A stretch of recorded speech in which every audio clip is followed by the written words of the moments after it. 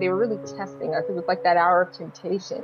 You have to know what's written. You say, it is written, thou shalt not do X, Y, and Z. She said that. It's like, no, there's no cures for this. This needs to be talked about all the time in the church. It helps us understand what God is trying to tell us, like from the book of Romans chapter 1, where he explains there are some people, their souls out here, they love the lie. They love the vanity. They love this stuff. All of the pastors and church leaders that took the knee and promoted the vaccine, but there's a lot of Christians that were like, this is the mark of the beast. I'm not touching this. Holy Spirit told me so. This like compulsion of will that it represents this climax where you're forced to sell the soul. God is setting up these battle lines, and through his arrows, and he takes credit for it.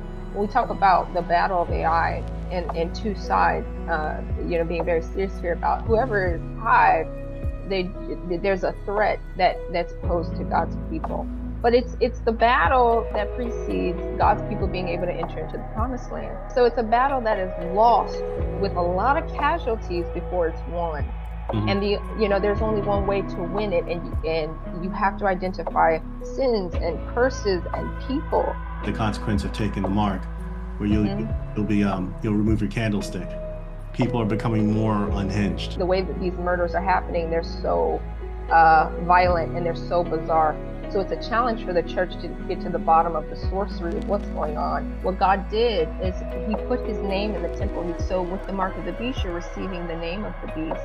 You're receiving the mark of his name. That's your abomination, desolation. That's an entity in you. That's high-level idolatry. Yes. It's evoking something cataclysmic, declaration of war on God. Talking about the sin that you can't be acquitted from. Literally putting it in our face. And they're showing us the forbidden fruit. So that's the bargain. You become part of Satan's hive mind. And that's why God said, that's my line.